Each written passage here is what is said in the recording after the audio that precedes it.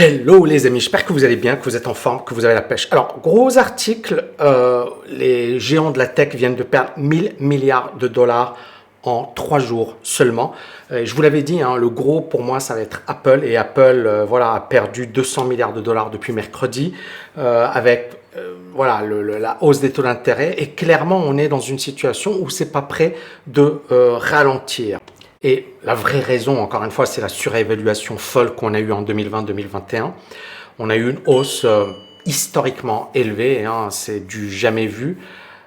Et clairement, voilà, vous avez Microsoft qui perd 189 milliards de dollars de sa valeur, Tesla qui perd 199 milliards, Amazon qui perd 173 milliards, Alphabet 123 milliards. Bref, je pense que vous avez compris un petit peu le principe. On est véritablement dans un marché qui s'effondre, ou du moins qui est sur le point de se retourner et de continuer sa chute, hein. Là, c'est Apple. Vous voyez, on n'en est qu'au début. La dernière fois, on a cassé la moyenne mobile, c'était en 2020. D'accord, c'est juste pour vous dire l'état du marché. Et puis, avant, on a eu 2019. Et on va prendre un très, très, très long terme. Ici, il y a eu le crack de 2016. Voilà, 2013. Et puis, bien évidemment, la crise des subprimes. Donc, c'est pas quelque chose qui arrive très, très souvent. D'accord, vous voyez ici, quand c'est arrivé en 2008, Apple est passé, alors c'est vrai que ça fait rire, hein, on était passé au plus haut, au plus bas, on avait perdu 61% quand même, hein, sur Apple. Ici, il y a eu également une forte baisse sur Apple qui a perdu 46% de sa valeur, donc c'était en 2012. Là, Apple a perdu 33% de sa valeur, donc c'était en 2015. Puis on a eu voilà, la crise en 2018, ça a perdu 33% de sa valeur. Et là, on a, durant les subprimes, on a perdu 35%. Donc, grosso modo, ça vous donne une idée de la volatilité. Et quand on casse la moyenne mobile, là, pour le moment, ça perd quand même 23%. C'est pas rien. Donc, le truc ici, encore une fois, c'est ça. C'est à très très long terme. On va prendre une analyse très long terme. On voit bien ici, vous regardez le crack de 2008, d'accord? Et on n'avait même pas cassé la moyenne mobile. C'est pour vous dire la solidité d'Apple, hein. Ici, c'est le crack de 2001, d'accord? Et là, on est pour le moment perché, d'accord? On est pour le moment par là. Donc, on n'est pas dans un marché qui craint, d'accord? On est encore sur quelque chose d'assez solide sur Apple. Maintenant, le potentiel de baisse, hein, vous voyez ici, c'est la borne basse. La borne basse, ça marche très très bien. Cette moyenne mobile, elle marche super bien. Eh bien, le niveau, il est à 94. Ça veut dire que si Apple respecte cette règle, ça devrait baisser encore de 30%. Alors encore une fois, ça ne veut pas dire que ça va se faire. Juste historiquement, quand on a une baisse, souvent on se pose sur cette moyenne mobile, et vous le voyez, hein, ici c'est 2008, ça marche super bien. Pourquoi se compliquer la vie, hein? Donc on voit bien une fois, deux fois, trois fois, quatre fois. Bon, est-ce qu'on aura une cinquième fois? Mais si c'est le cas, on a encore 30% de marge à la baisse. Donc la question que vous allez me poser, c'est: Tammy, est-ce que ça va se calmer? Bon, Powell lui-même nous explique qu'il ne peut pas garantir un soft landing, c'est-à-dire un atterrissage en douceur, parce que l'inflation, elle est très très importante. Et c'est ça le problème. Et regardez, il dit maîtriser l'inflation ne va pas être facile.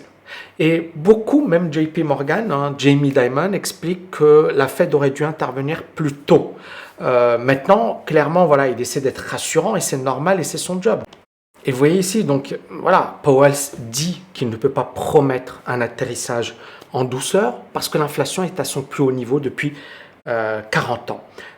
Et donc, en fait, l'enjeu de Powell, c'est quoi? Si il veut lutter contre l'inflation, on est d'accord qu'il va devoir augmenter les taux d'intérêt. Le problème de l'augmentation des taux d'intérêt, c'est que ça va ralentir l'économie parce que les gens vont moins consommer et les entreprises moins investir.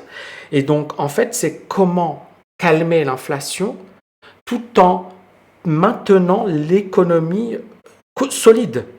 Et vous voyez ici, il faut garder le marché du travail, parce que les Américains, je pense encore plus que les Européens, investissent énormément en bourse.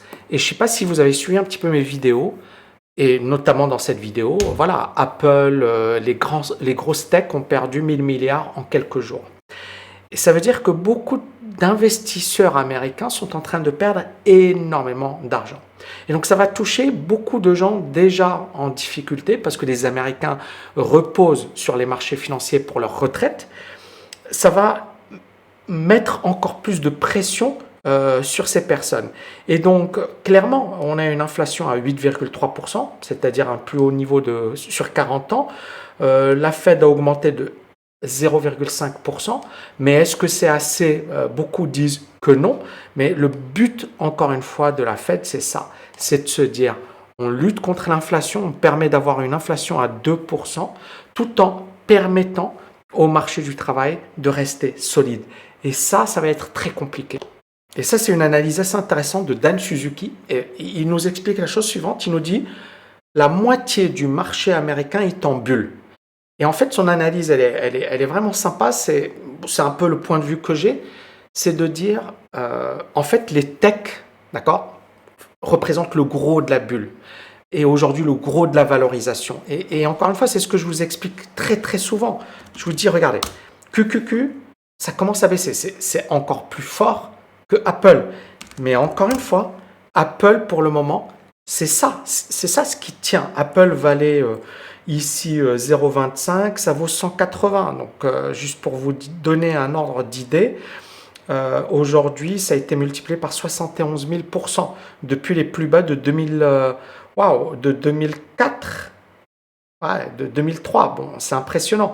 Et là, de 2008, on a eu une hausse de 6140%. Donc, c'est vraiment impressionnant. En fait, le gros, c'est ces grosses valorisations, sachant que les 2 tiers des actions du Nasdaq se sont littéralement effondrées. Les 2 tiers des actions du Nasdaq ont perdu plus de 20%, 30%, 50%, 60% de leur valeur, parfois même plus. Donc, si ces boîtes venaient à craquer, et c'est ce que nous explique Suzuki, d'accord? Il nous dit, voilà, la moitié des actions sont surévaluées. Si ça vient à craquer, c'est ça ce qui va effectivement entraîner une baisse encore plus forte du Nasdaq, du S&P, d'accord, du Dow Jones. Donc on voit qu'il y a encore de la marge, hein. Encore une fois, voilà, ça c'est le Dow Jones. 2020, on avait eu cette baisse, donc on voit bien qu'on est encore très loin. Ici, c'est en 2008.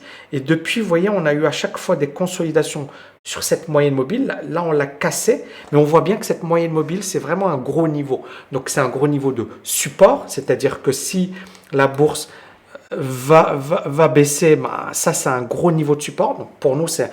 Mais si ça casse, là, c'est en 2009, d'accord? Donc là, on rentre dans quelque chose de beaucoup plus négatif. Donc pour le moment, les indicateurs sont haussiers à moyen, en monthly, donc très très long terme, d'accord?